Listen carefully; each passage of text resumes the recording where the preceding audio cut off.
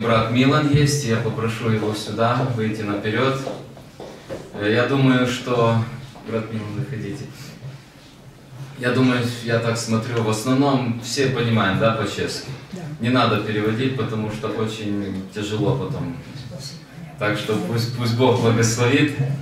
Дай ему микрофон. Возможно.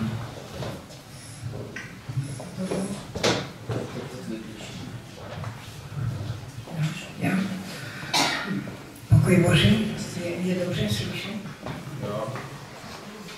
Přeji vám hezký a požehnaný den ve jménu Pana Ježíše Krista. Já si myslím hned na úvod, abych nezapomněl. Pro mě to byly velice vzácné slova, které tady bratr hovořil.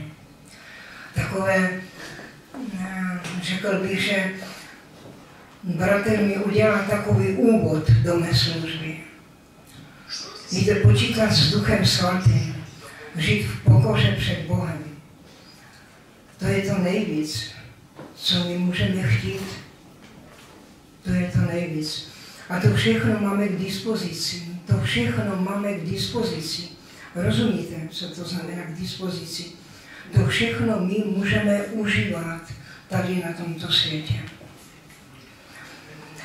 Já jsem moc vděčný Bohu, že můžu znovu tady být a hned bych také možná mohl i z dovolení bratra pastora říct, že budu tady znovu za měsíc, tu poslední neděli 30.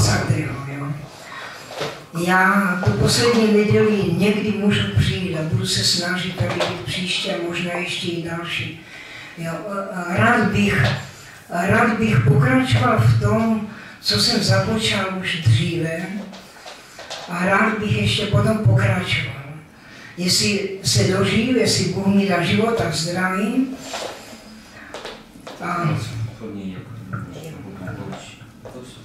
jestli bude svět světem a dobré mikrofony, tak to všechno bude možné. Já si otevřu Biblii.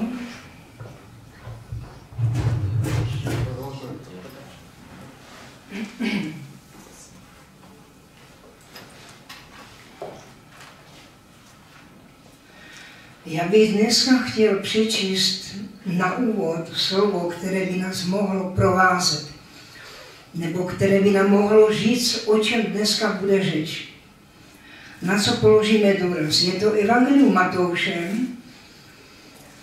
22. kapitola. A je tam jeden příběh, který Pán Ježíš hovoří svým učeníkům, a já ho nebudu číst celý, ale přečtu z 22. kapitoly od 8. verše.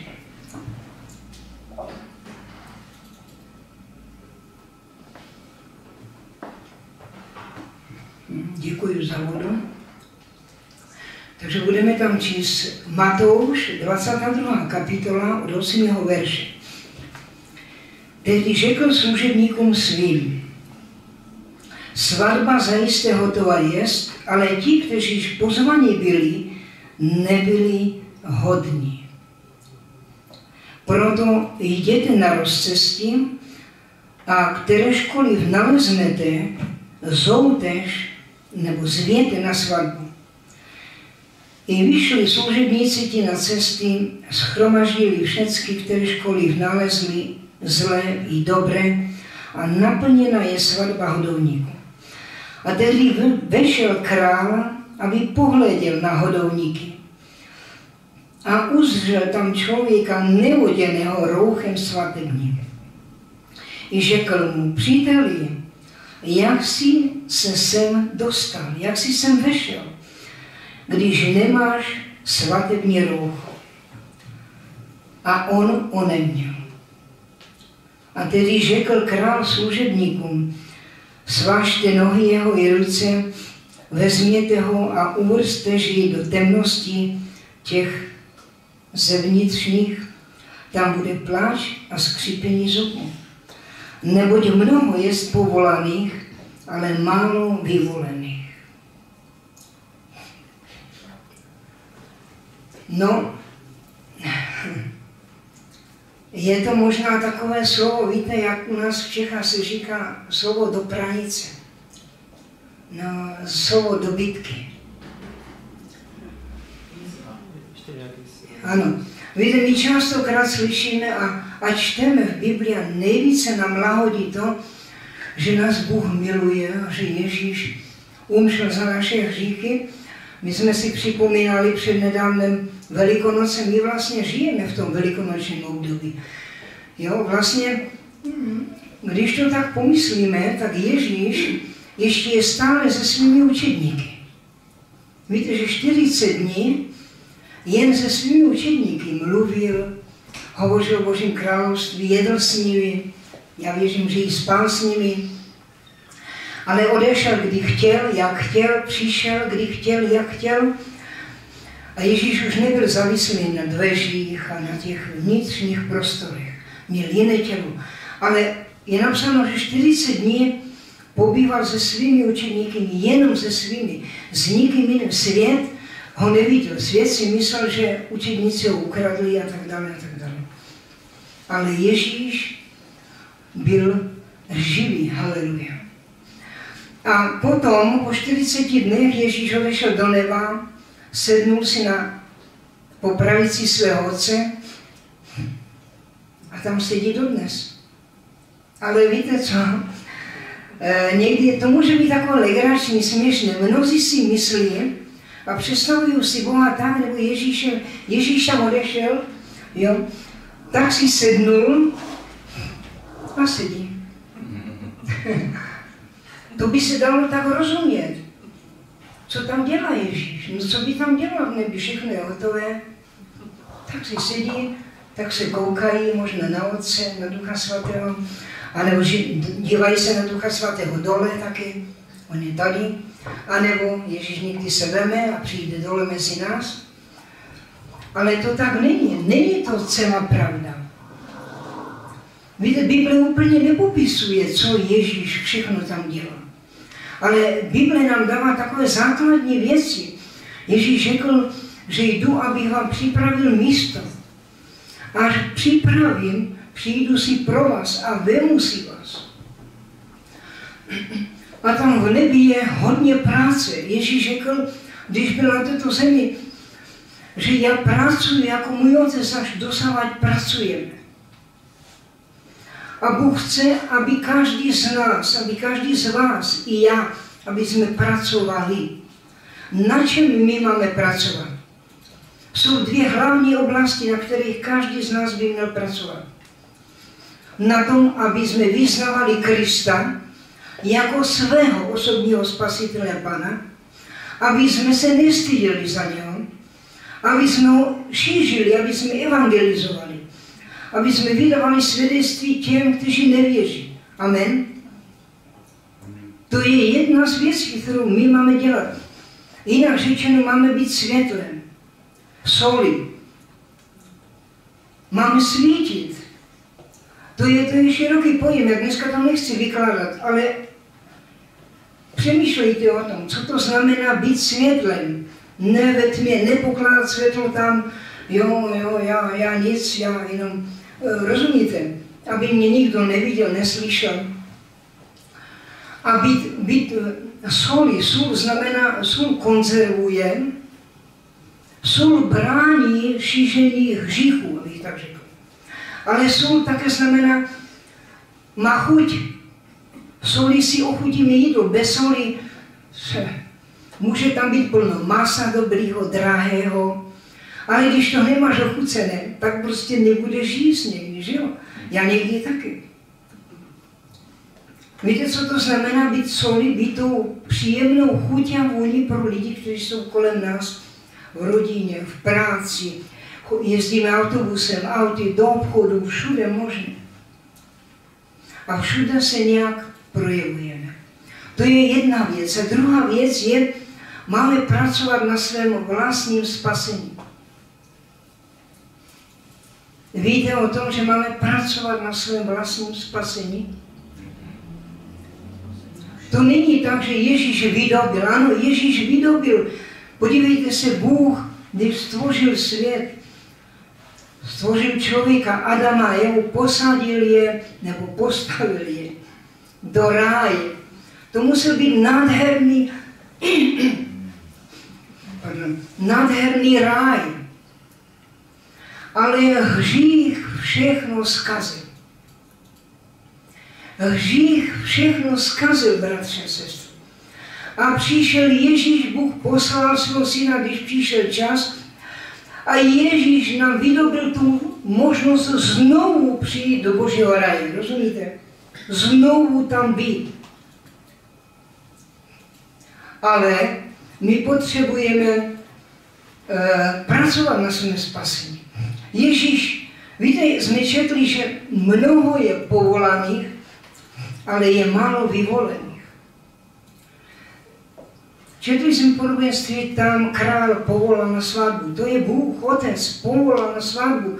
Mnoho povolaných. A nebudu tady to všechno rozebírat, kolik lidí se různě vymlouvá, kolik křesťanů se různě vymlouvá, že oni, víte, mohli by sloužit víc Bohu, líp pro Boha. Jejich život by měl vyzařovat to světlo Kristovo. Ale oni žijou světským způsobem, rozumíte?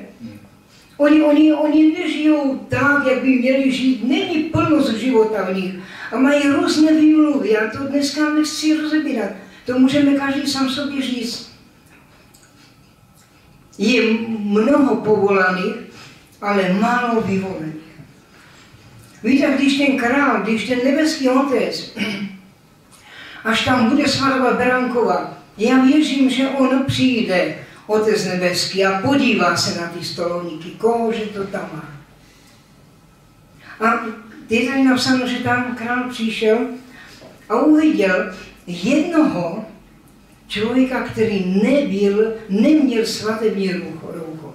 Víte, že na svatbu, i dneska ještě to tak je, díky Bohu, i když z mnohých věcí už se slevilo, že slevuje postupně, tak jak morálka upadá, tak to všechno upadá.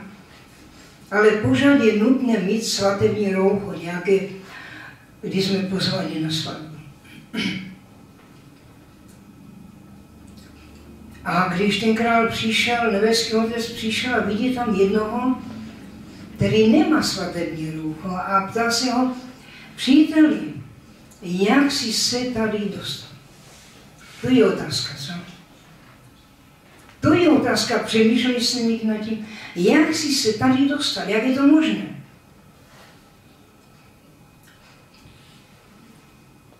Víte, my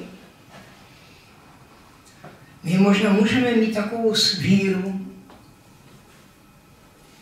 a můžeme si myslet, že se tam dostaneme. Je dneska mnoho křesťanů, kteří si myslí, že když uvěříš v Krista, že to je všechno. Že už máš tu jistotu a vstupenku na to, že tam s Kristem budeš. Ale není to pravda. Je to pravda. Čtěte si v Biblii, já vám nadiktuji některá místa, jestli chcete, můžete si zapsat. Kolikrát apoštolové mluví o tom, že jsme povoláni. Ale nikdo nedává jistotu, že tam určitě budeš. Budeš, pokud budeš toužit potom. Víte, Ježíš řekl, že království nebeské od Jana Křtitele trpí násilím. Co to znamená? To znamená, že to království Boží se mocně prosazuje na zemi. A kdo vyvíjí velké úsilí, ten do něho vchází. Ten do něho vchází. Království Boží má svůj řád. Já jsem navážu na něco, o čem jsem hovořil minule. Má svůj řád a má svoje tajemství, Ježíš hovoří. A my ten řád, když přijdeme do toho Božího království skrze znovuzrození, tak potřebujeme přijmout. Každé království má svůj řád. Každé. A když přijdeš někde, tak se musíš podřídit, musíš zjistit, jaké jsou tam podmínky, jak se máš pohybovat.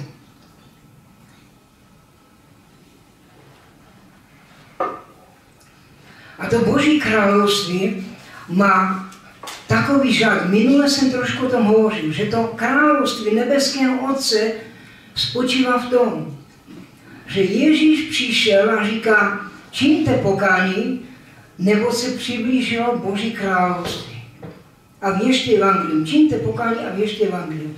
Co to znamená?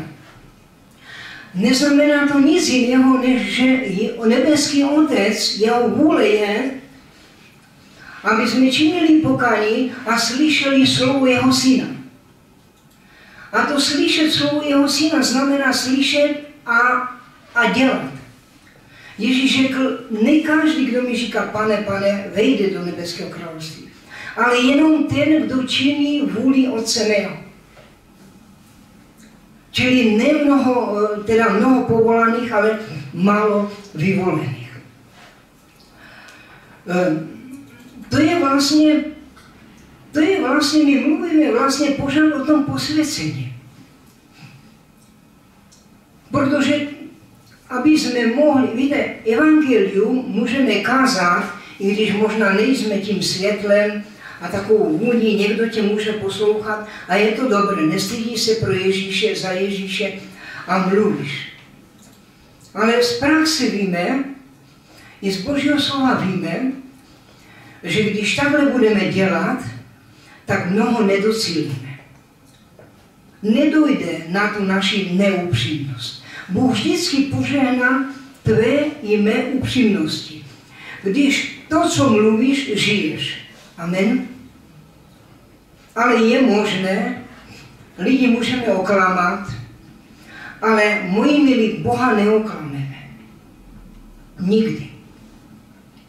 To znamená, jestli já chci opravdu vejít do toho Božího nebeského království, když Ježíš přijde, jestli chceš být mezi těmi, když Ježíš přijde pro svou nevěstu, tak nemůžeš klamat Boha. Neoklameš ho, ani ty, ani já. Nemůžeš něco mluvit a nežít tak.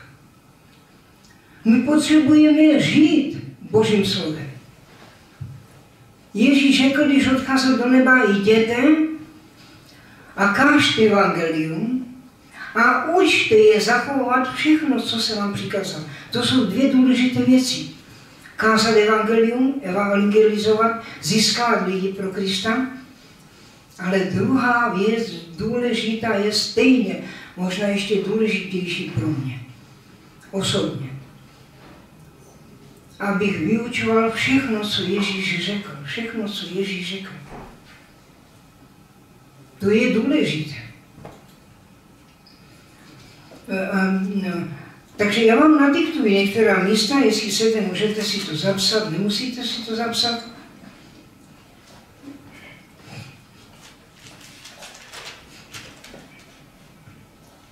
Takže jsme povoláni k životu věčnému. Když si vezmete konkordaci nebo symfonii, tam je to hodně.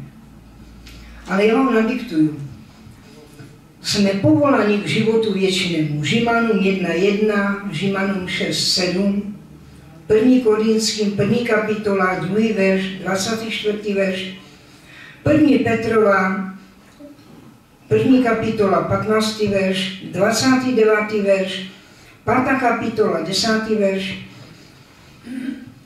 1. Tesalonickým 2.12, 5.24, 2. Timoteova 1.9 a je toho ještě hodně. Zkuste si vzít Bibli a konkordaci doma a čtěte o tom. Jsme povoláni. A jak budeme žít, jak bereme vážně Boží slovo, s tím bude souviset i to vyvolení. Ale co Bůh na nás žádá? To vyvolení, mnozí si myslí, že právě tak přesně povolání a vyvolení. Ale mezi povoláním a vyvolením je ještě, víte co? Ještě věrnost. věrnost. Znáte ty příběhy o hřivnách. Prostě jenom ten věrný nakonec došel odměny, ano? Ale nevěrný nedošel. Pavel apoštol v 1. Korinským hovoří, jak bude naše práce odměněna. Naše práce pro Boha. Ale to je něco jiného. To je ta první věc, jak evangelizujeme. Někdo má dar vyučování, někdo má dar prorokování a tak dále. A s tou hřivnou, s tím darem máme pracovat. Ale víte dobře, tam Pavel zjevuje a ukazuje, že práce božích služebníků může být různorodá. Můžeme budovat jako ze slámy, rozumíte, z materiálu, který schoří.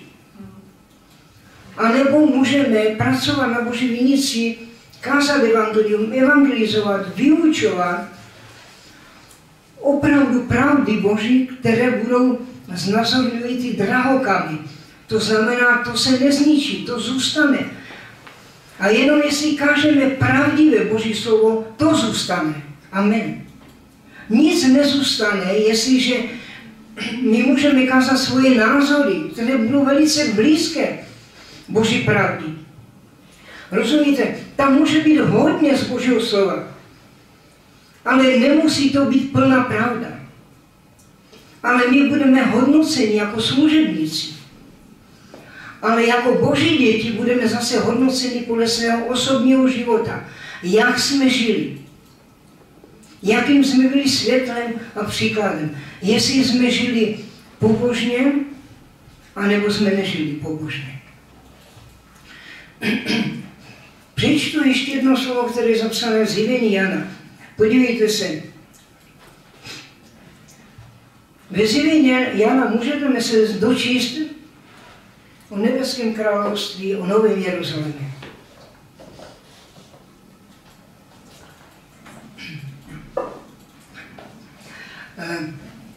Není tam všechno popsané, není tam vypsaný celý Jeruzalém, není nám tam popsáno všechno, jak bude v nebi, ale jsou tam takové zlomky, z kterých můžeme poskládat určitý obraz, můžeme složit.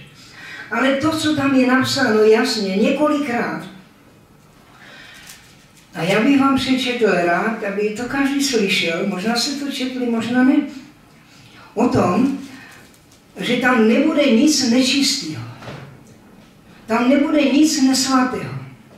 Už minule jsem četl korinským Římanům, Pavel apoštol hovoří, abychom se nemylili, že v Božím království nebudou cizoložníci, smilníci, nevěrníci a lháři a takové.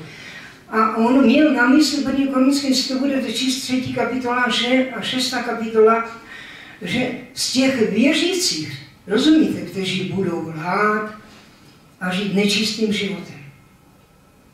Je jasné, že tam nebudou ti nevěřící, kteří nevěří a žijou v tom. To je jasná věc. Ale není tak jasné, že z těch, kteří věří a žijí ve hříchu, že tam také nebudou.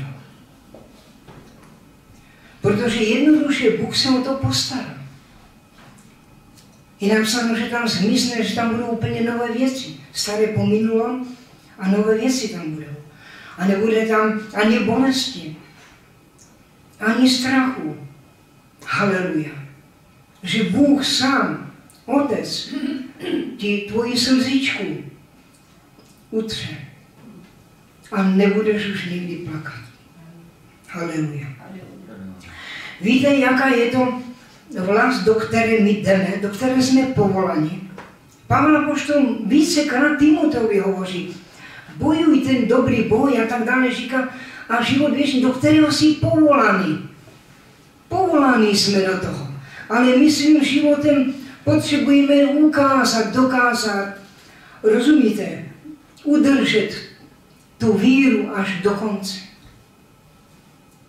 A Ježíš řekl, že mnoho je těch, kteří jdou širokou bránou, a málo je těch, kteří jdou úzkou bránou. A najednou mi si taky říká Ježíš, snažíte se vejít úzkou bránou. Protože, on tam pokračuje dál, protože mnozí budou chtít vejít, ale nebudou schopni tam vejít. Nebudou moc právě protože nebudou schopni. A víte, nebudou schopni, v čem je ta naše neschopnost vyjít do úzké brány? No zkuste, nevím, jednou jsem chtěl dveře někde, nebo co jsem to chtěl do koupely. Máme tam úzké dveře, hodně úzké a chtěl jsem tam něco širšího dát, já nevím, jestli skřínku nebo něco a nemohl jsem to tam propasírovat.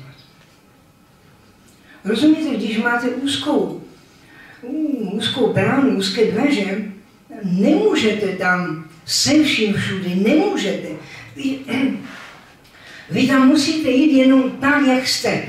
Tam ta úzká brána, která vede do života věčného, to je jenom akorát pro vás, na míru, akorát pro mě. To znamená, nemůžeš tam jít se všemi hříchy, všechno, co si ve světě pobral, co uznáváš za dobré ve světě, hodnoty, to nemůžeš, tam s tím nebudeš, neprojdeš.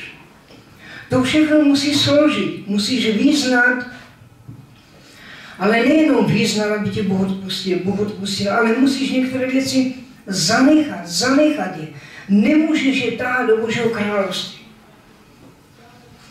Ježíš řekl, kdo mě nasleduje, tak říká, ber svůj kříž na každý den.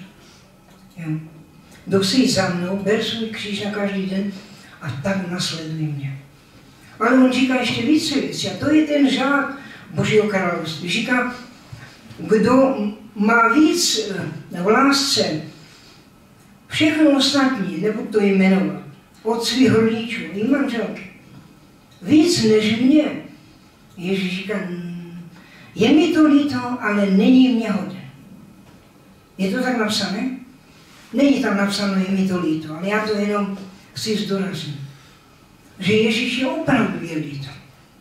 Když Pan Ježíš řekl, že do Božího království nemůže nikdo, musí se znovu zrodit, bylo mu to líto možná. Ale jako kdyby říkal, ale nedá se nic dělat. To do Božího království, do nebeského království, tam nemůže nikdo, kdo není znovu narozen. Ale ani každý znovu zrozený tam ještě nebude. Tam ještě nebude. To, že Ježíš nám zjevuje a vyjevuje, že někteří lidé jsou daleko od Božího království, někteří lidé jsou blízko Božího království a ještě tam nejsou. A někteří lidé jsou v Božím království už teď. Ale to zjevení za chviličku přečtu, ale teď mně ještě přišlo slovo, přečtu epištolu Jana, protože Jan hovoří o tom, že teď jsme Boží děti, ale ono se ještě neukázalo, co budeme. Jestli těmi Božími dětmi budeme, když Ježíš přijde. A to je rozhodující. No o tom nerozhoduju já, ani ty, ale Ježíš. Ale ano, o tom rozhodujeme každý jako osobně v součinnosti s Ježíšem. Rozumíte? Když opravdu očekáváme na Krista, když opravdu milujeme, ale to znamená, když opravdu, tak to znamená, že opravdu žiješ. A když opravdu nežiješ, jako tady bratr říkal, může každý říct, Pane Ježíši. A Pavel to vysvětluje. Ale to nemusí být v Duchu Svatém. A co není v Duchu Svatém, to je z Boha? Není to z Boha. A víte, já taky se zamýšlím, kolikrát já říkám, Pane Ježíši.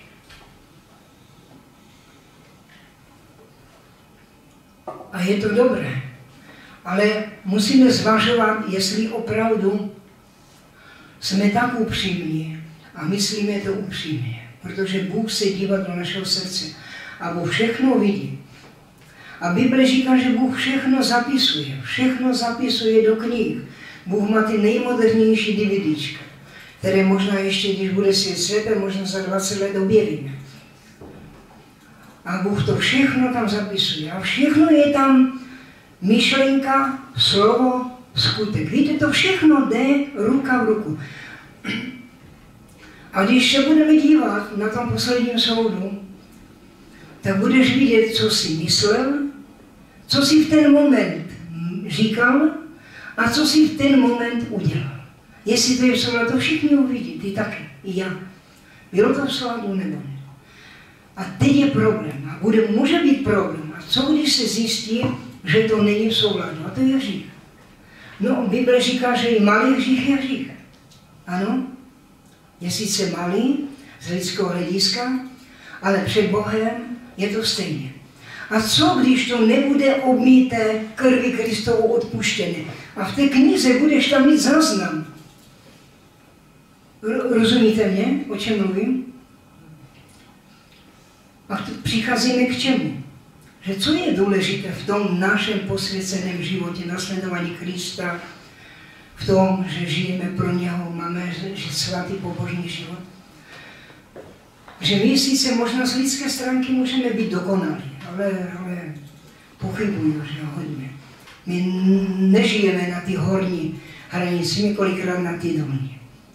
Ještě hodně zbývá do té lidské dokonalosti a do Boží už ani nemluví. A každý z nás by se měl snažit. Já přečtu, ale víte ta slova v Biblii, četli jste už o tom, že křesťan se má snažit. Že to není tak, že Bůh něco udělal a dal a ty nebudeš nic dělat. Funguje něco ve světě bez toho, aby si se snažil. No, musíme si to říct. Funguje. No, nefunguje nic. Jestli nebudeš se snažit stát ráno jít do práce, no tak opravdu zaspíš, že budeš ležet. A když nebudeš do práce a budeš chtít peníze, ale on ti nedají. To je realita. Ale na tom je podobně založený duchovní život. Křesťan se potřebuje snažit. Musí se snažit. Snažujte se, Ježíš říkal, vejít do té úzké brány. To není bez toho, že víte, ruku do kapsa a lážo, plážo a Pane, děkuji ti, že jsi mě spasil a haleluja, všechno.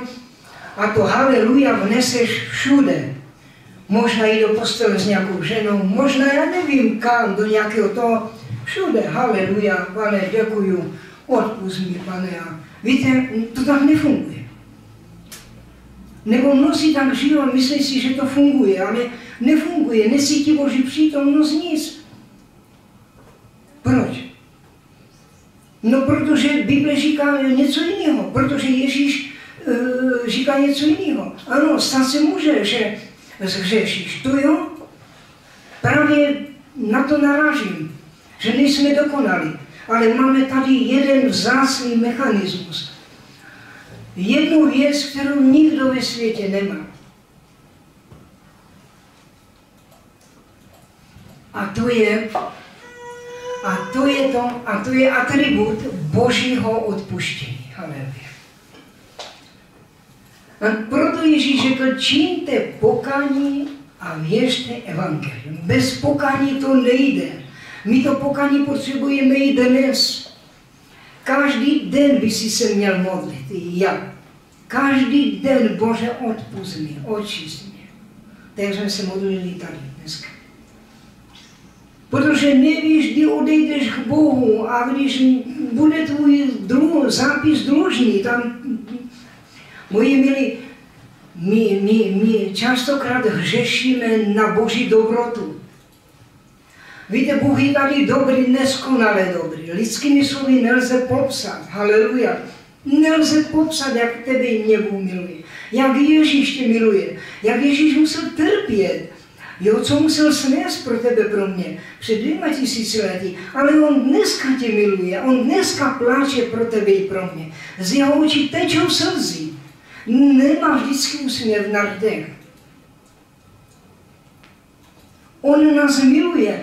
Ale tam, až bude konec, tam nebude milost. Rozumíte, na tom posledním soudu nebude milosti. Amen? Nebude. A s tím nic neuděláš, nic. Já říkám, víte, nám je dobře, když jsme živí a zdraví, ano, mladí a tak, to všechno rychle uteče, já bych o tom mohl mluvit. A co potom? Co potom? Odtamtud se už nevrátíš. Nevrátíš se, já ještě, Pane Bože, pust mě ještě, jo, pust mě, já ještě musím napravit, já tě poprosím. To neexistuje. A nepletíme si s tím, když někdo prožije klinickou smrt nebo nějaké zjevení, to je něco jiného, jo, když to. Ale to není tak, že by člověk už opravdu umřel. Mimořádně Bůh může vzkřísit z mrtvých. To je o něčem jiném, ale jinak za normální okolnosti, kolik mrtvých, kolik lidí umírá, ale nevstává z mrtvých a nevrací se. Ale nad některými možná si klademe otázku, si říkáme, Bože, opravdu je u tebe spáse nebo ne, ale my s tím už nic neuděláme. Ale můžeme dělat, když jsme živí. Haleluja. Když jsi živ a zdrav, a možná nemusíš být zdrav, ale když jsi živ, můžeš volat k Bohu, Bože, spás moji sestřenici, moji sestru, mého otce. Bože, spás, můžeš volat k Bohu. A Bůh tě vyslyší, když upřímně voláš a věříš, on tě vyslyší. Jsou takové případy, že Bůh vyslyšel až po smrti těch, kteří volali k Bohu. Jeden případ vím o jednom německém, to byl modlitevník, Miller, myslím se jmenoval, nebo tak možná znáte ten příběh, který se modlil, aby Bůh zachránil, myslím, jeho maminku nebo otce, teďkom nevím. Víte, on se dlouho modlil, roky a nic. A když on umřel, tak ta jeho maminka nebo otec uvěřili na jeho pohřeb. Víte, někdy Bůh takto dělá. Ale proč takto Bůh dělá, já nevím, to Bůh ví. Ale jedna z těch vysvětlení může být i to, že Bůh opravdu, nevím, jedna z vysvětlení může být i to, že Bůh prostě si dívá, jestli to myslíš vážně, jestli opravdu budeš věrný v těch modlitbách, rozumíte, když se nic nebude dít. To jsou důležité věci. A teď já přijdu ke zjevení Jana ohledně toho povolání. Tak jo, aby čas se nachylil jako těm 2 Zemaus. To je 17. kapitola. 17. kapitola a je to napsáno 14. verše, že ti budou bojovat s beránkem a beránek zvítězí nad nimi. Jo, momentě, jo.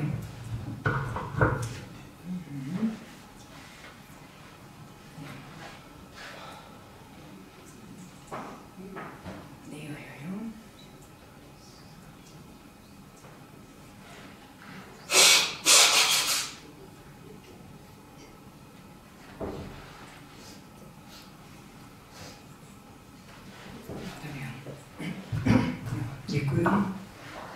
Takže ještě jednou, 17. kapitola zjevení Jana. Je tam proces, jo, který jo, šelmy a tak dráky jo, bojují jako s Ježíšem, s beránkem a tady je napsáno, ti bojovati budou s beránkem, ale beránek zvítězí nad nimi, neboť Pán pánuje a král králu. Haleluja. Ale poslouchejte dál. I ti, kteří jsou s ním povolaní a vyvolení a věrní. Víte, tam Jan už viděl ty, kteří byli s beránkem, s Ježíšem. Ale byli to nejenom povolaní, ale co tam, jaká je tam vlastnost Bůh jim přisuzuje. Byli věrní a byli vyvoleni. Víte, že mezi tím povoláním a vyvolením existuje ta věrnost. Budeš-li věrný až do konce, nebude. Ono můžeme si přečíst listy Laodiceu, Filadelfii, že? A tam z toho zjistíme, jak se Ježíš dívá na církev, na každého z nás. A tam Ježíš častokrát říká, čin pokání. Návrat se k první lásce, nebo jinak s tebou zatřesu. Máš jméno, že jsi živ, ale ve skutečnosti jsi mrtvý. Jo?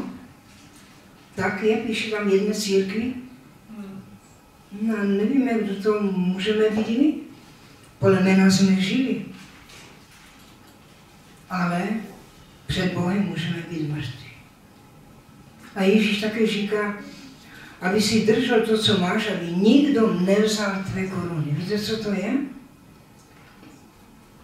Ježíš na několika místech vzpomíná i tady v tom podobenství, jak jsem četl, že ten král, když přišel a uviděl toho člověka, který se na tu svatbu dostal, ale neměl to svaté věrunko.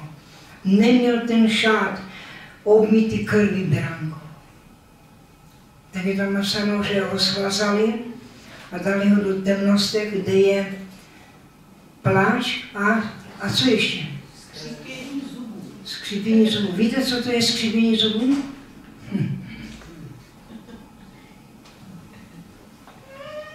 Já teď už nemám svoje zuby.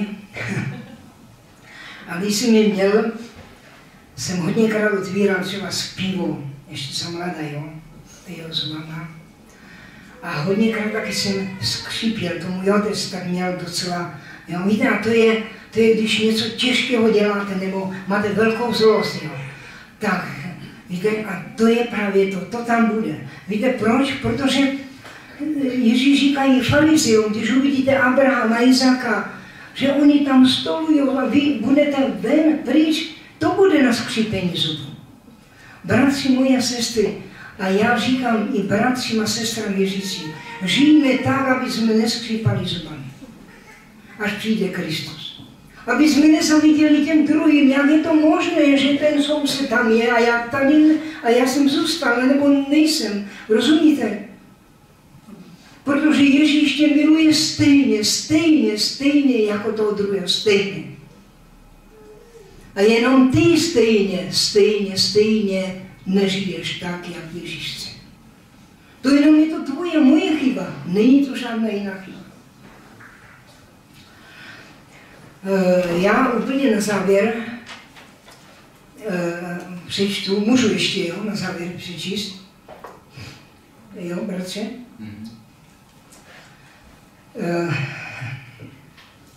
Já už jsem tady minule četl. 2. Petrova,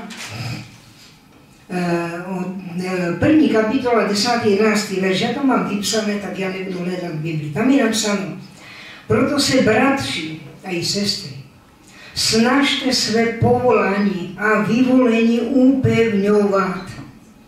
Budete-li to činit, nepadnete nikdy. A tak se vám široce otevře přístup do věčného království nebeského. Pána našeho Spasitele Ježíše Krista. Jo, rozumíme tomu?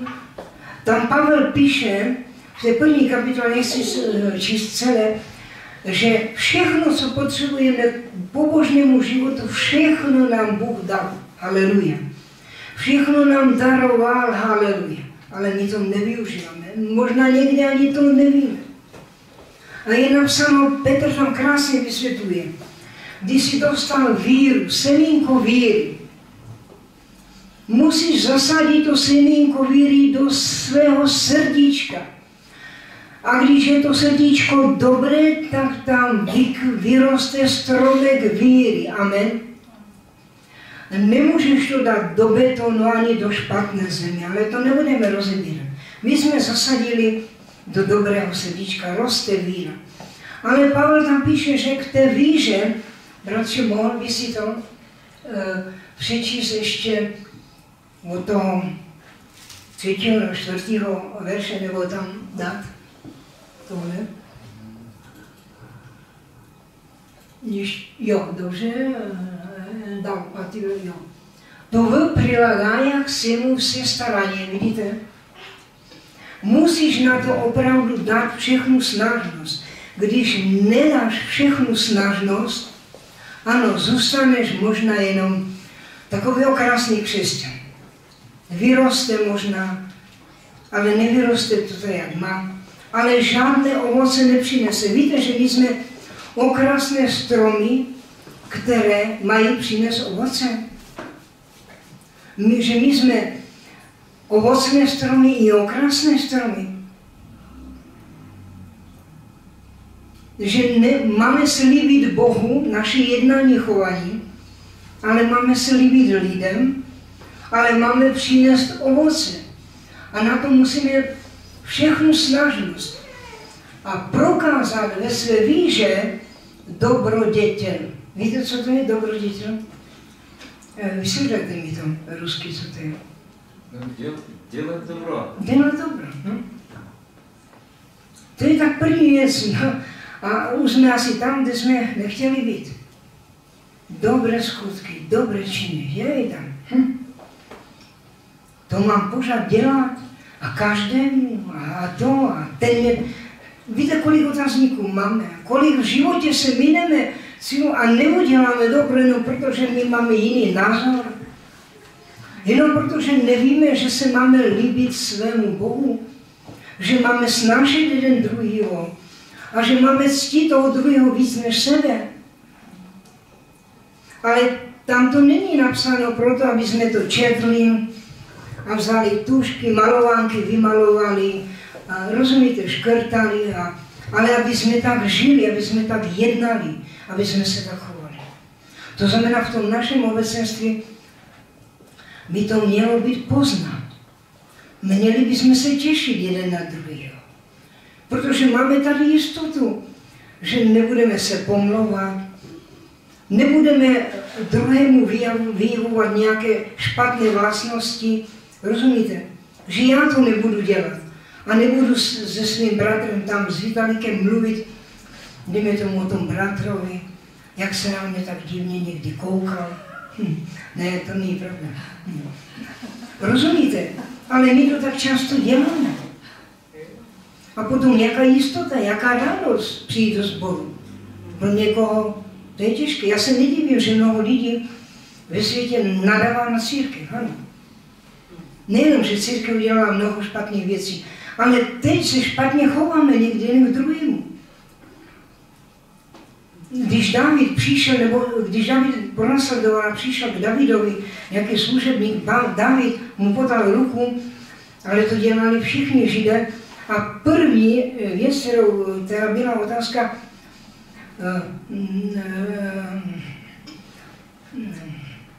teď mi to vypadlo z hlavy. Prostě v tom smyslu, jestli jsem bezpečný u tebe, jestli je v bezpečí, anebo ne. Jestli to myslí vážně, nebo ne. On chce vědět jasně. A podívejte se, dobrodětěl, to je jenom první, jestli je takové široké pole. Teďko se bude stále zužovat. V dobrodětěli rozsuditelnost. Já nebudu všechno vykládat, protože to bych zabral více času. To je na jiné téma. Ale zkuste se doma podívat. V tom dělání dobrých skutků potřebujeme rozsuzovat, protože ne každý dobrý skutek je od Boha. To jako víme. Ne každý dobrý skutek je podle Boha. Ale my chceme naplnit vůli Otce, ne vůli svoji, že tam půjdu, udělám dobré někomu. Rozumíte? A tudíž tady přicházíme do další oblasti, k dalšímu velkému tématu, o kterém jsem už tady mluvil, k Duchu Svatému. Že my potřebujeme Ducha Svatého. My potřebujeme se k němu modlit, my ho potřebujeme prosit, protože Ježíš, ano, je u Otce a připravuje přibídky, ale on namísto sebe poslal tady Ducha Svatého a je to úkol Ducha Svatého, aby nás vyučoval, aby nám zjevoval, aby nám pomáhal, řešil ty problémy, aby nás vedl. Rozumíte, kolik času trávíme a kolik prosíme Ducha Svatého. A možná někdy ho prosíme, konverzace, ale víte, podívejte se, když svého manžela nebo svých dětí se na něco ptáte, položíte jim otázku a potom co děláte? Položíte otázku a pak si jdete hned na zahradu nebo dělat. Ne, my počkáme, až dostaneme odpověď. Je to tak? Čekáme. Ale kolikrát s Bohem mluvíme, prosím ho, ale vůbec nečekáme. A jdeme pryč, nerozeznáváme. Slyšíme, tady jsme zpívali, že někdy Duch Svatý přijde tak tiše. Tak tiše. Ale víte, Duch Svatý je nadpřirozený. To znamená, my ve svém životě potřebujeme své konverzaci, potřebujeme počítat i s nadpřirozenými věcmi. Někdy Duch Svatý nám něco řekne, nebo nám položí na srdce a my řekneme, to je hloupost. To se nemůže stát. Rozumíte, to nemá logiku. Není to někdy tak? Ale co potřebujeme vidět? Bible říká, že Boží cesty jsou vzdálené od našich cest, jeho myšlení je vzdálené od našeho myšlení jak? Jak daleko? Jako skladná do Prahy? To by je dohodil. Nebe. Víte, nekonečně. Nekonečně. My počítejme s nadpřirozenými věcmi, když chceme být vedení Duchem Svatým. Počítejme s tím, že to nevždycky bude podle naše logiky. Ale udělejme to. Ale my tam mnohokrát chybujeme, neuděláme. A potom znovu a znovu se modlíme a prosíme, víte, a vlastně nerosteme, ale zůstáváme na místě. Takže rozsuditelnost. A v rozsuditelnosti vozdržání, co to je? Воздержание? Trpělivost? Ne, to trošku jiné.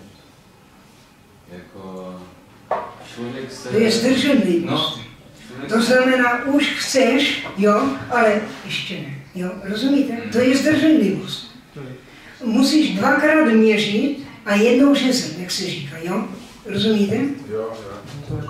To je zdrženlivost. No a potom a tak dále, trpělivost a tak dále, a tak dále. To potřebuje.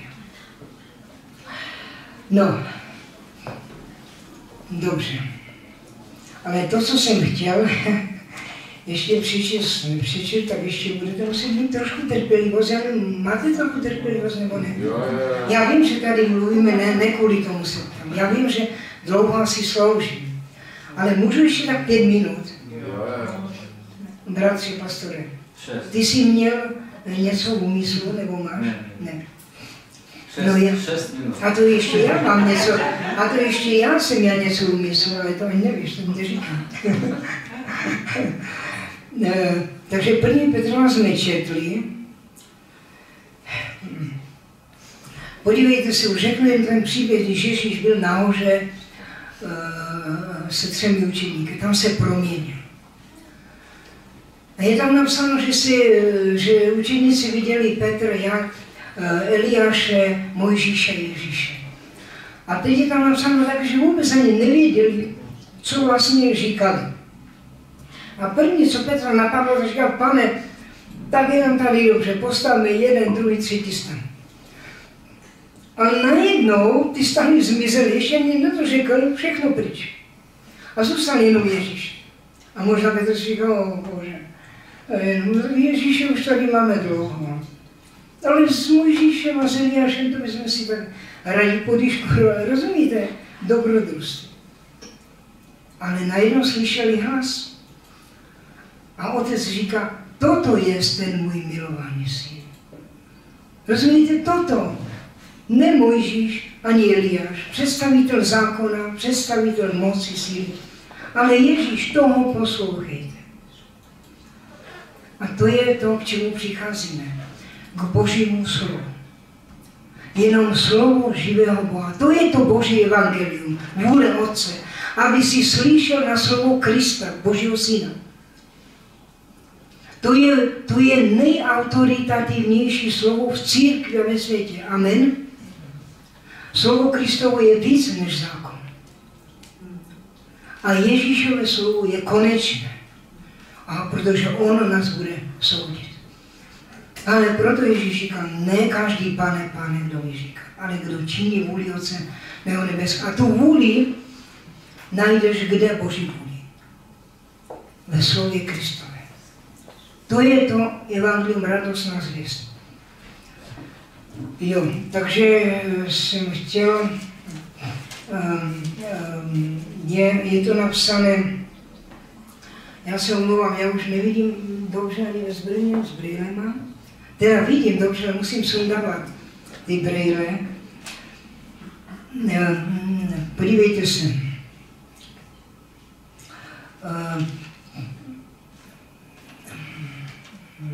Co se vám zdá? Židům 10. kapitola, 28, 29. Já bych hledal, kdyby ještě v ruštině to mohlo být. Já budu číst česky. Co se vám zdá? Čím přísnějšího trestání hoden je ten, kdo by Syna Božího pošlapával a krev smlouvy, kterouž byl posvěcen, za nehodnou drahého vážení by měl a duchu milosti potupu učinil. Otázka. Proto nám Bible říká, že máme být svatý, jako on je svatý. Že se máme posvěcovat, oddělovat od světa, od hříchu. Protože milost je daleko víc než zákon. Když ti někdo odpustí tolik věcí, špatných, za celý tvůj a můj život, a když tě vene do takové nádherné vlasti, připravil ti takovou nádherné věci, které lidské oko nevidělo, lidské ucho neslyšelo. A ty tím pohrdneš, nebo já. A nemáš upřený zřetel na to a neočekáváš. Nebudeš hoden toho, aby si opravdu byl se svým mistrem. Když tam budou takoví, kteří celé se vydali, jako apoštolové a další mučedníci. Já nevím, jak bychom se tam cítili vedle nich. Kdybychom si žili, tady vychutnovali svět, a i pro Boha jsme chtěli žít. To nejde. No, nic. Já už opravdu ukončím. A už ukončím tím, že ještě jedno místo přečtu, ale nebudu komentovat. Titus, 2. kapitola, 11. až 13. verš. Tam je napsáno takto.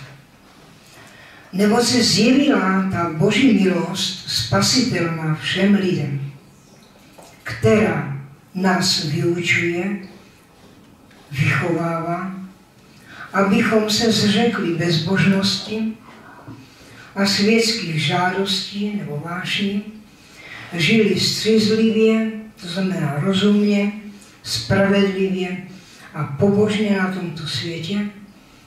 To je jedna věc. A očekávali tu blahoslavenou naděj a příchod slávy velikého Boha a našeho Spasitele, Pána Ježíše Krista. To já vám ze srdce přeji. Já se proto snažím o tom mluvit, protože chci, abyste byli tam se svým Spasitelem, kterého věřím, že milujete. Ježíš miluje vás natolik, že on touží, aby všichni, každý jeden, kdo tady je členem, aby byl tam s ním. Ale potřebujeme na to vynaložit všechnu snažnost a očekávat na Ježíše Krista. Očekávat. A já na závěr můžu se pomodlit. Děkuji vám za vaši trpělivost.